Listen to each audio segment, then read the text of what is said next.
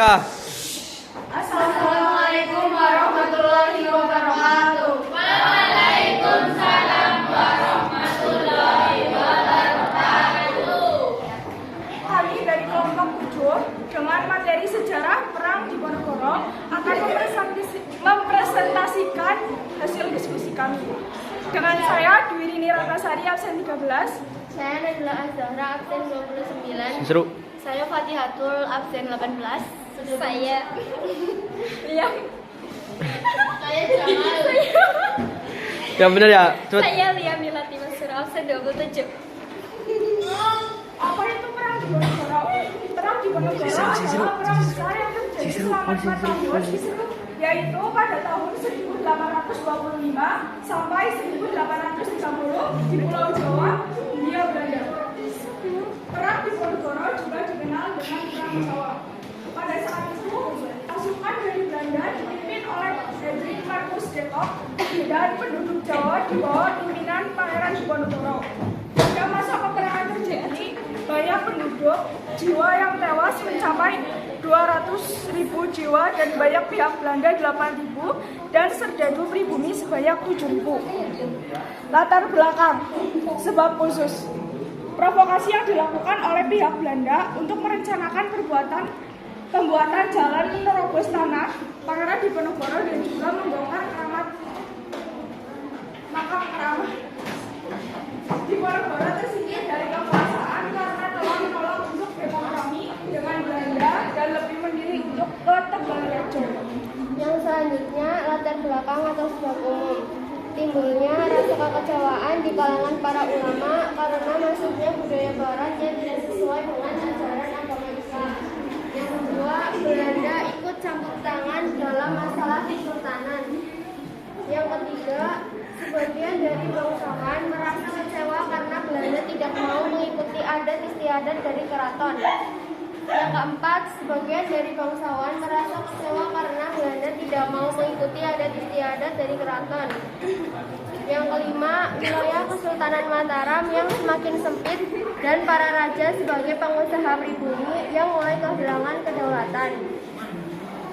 Yang keenam, pemasangan patok oleh Belanda untuk pembangunan jalan yang melintasi tanah dan juga makam para leluhur Pangeran Diponegoro di Tegalrejo. Yang ketujuh, para bangsawan juga merasa kecewa karena Belanda telah menghapus sistem penyewaan tanah oleh para bangsawan kepada petani yang mulai terjadi pada tahun 1824. Proses terjadinya Perang Diponegoro. Pangeran Diponegoro memimpin atas pasukannya dengan perang gerilya. Gubernur Jenderal Van der Capellen menjalankan strategi yaitu mempersempit gerakan dari pasukan Diponegoro. Karena melemahnya pendudukan Diponegoro sehingga menyebabkan dia menerima tawaran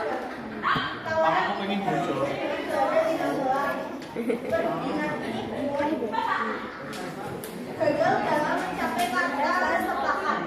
Karena inilah Pangeran Diponegoro ditangkap dan dipindahkan ke Manado, kemudian dipindahkan lagi ke Makassar. Perang ini berlangsung selama 5 tahun dan membawa dampak yang membuat kekuasaan wilayah Yogyakarta dan Surakarta berkurang dan banyak menguras bekas Belanda.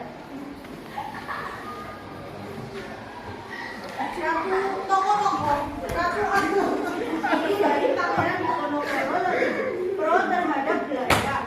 Pati Nurejo, Pati yang bekerja sama dan pro terhadap Belanda.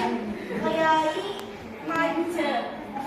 Manja, pemimpin spiritual pemberontakan yang membangun Pangeran Diponegoro. Pangeran selanjutnya Pangeran Mangkubumi sejak awal mendukung pemberontakan Pangeran Diponegoro di Tegalrejo.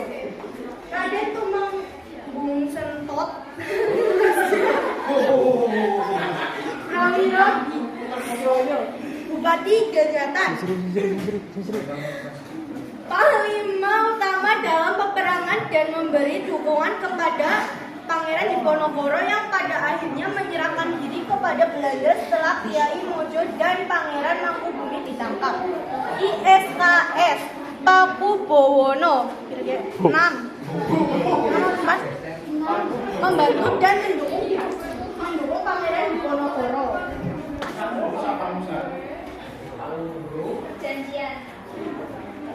Perjanjian apa sih, Pak?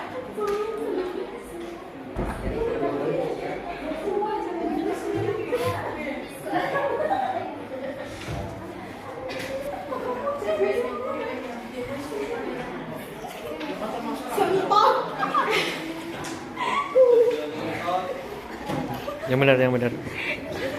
Cepat ya, cepat. Cepat. Cepat. Cepat, cepat. Cepat koi. Cepat koi. Perjanjian. Ini ya, aja. Salah satu pemimpin Pangeran Diponegoro yang akhirnya menyerahkan diri membuat perjanjian dengan pemerintah Belanda. Perjanjian ini dilakukan di Imogiri dan dikenal sebagai perjanjian Imogiri. Perjanjian berisi tentang penyerahan diri Sentot yang dan pasukannya agar dapat memasuki wilayah Yogyakarta. Isi dari perjanjian Imogiri adalah: 1. Meminta agar tetap diizinkan memeluk agama Islam. 2. Tetap mengakui kesatuan pasukannya tanpa harus dibubarkan. 3. Menginginkan tetap memakai surban. 4.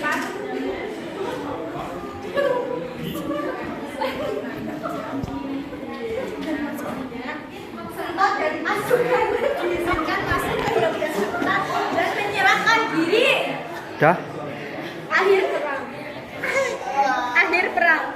Untuk menghadapi perang Diponegoro, Belanda harus menarik pasukan yang dipakai untuk perang di Sumatera Barat. Pada saat itu, Belanda juga sedang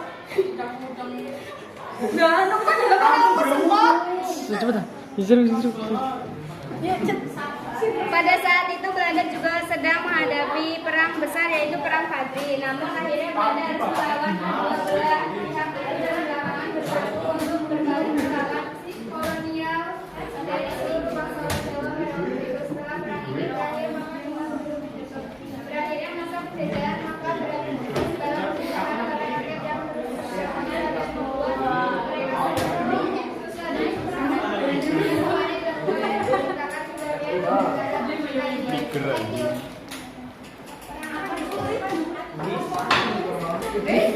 Ada yang mau ditanyakan? Lama.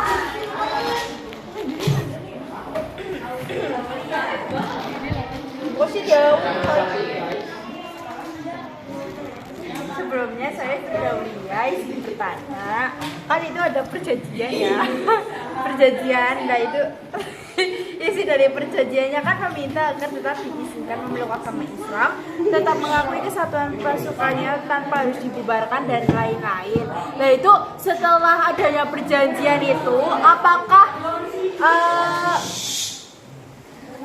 dia tetap diizinkan memeluk agama Islam dan memakai sorban atau gimana? Hasil setelah diadakannya perjanjian tersebut itu apa? Terima kasih. ya sama-sama.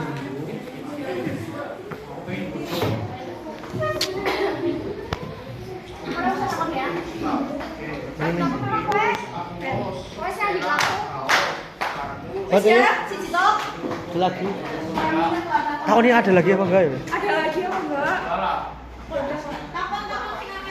Usaha udah lumayan.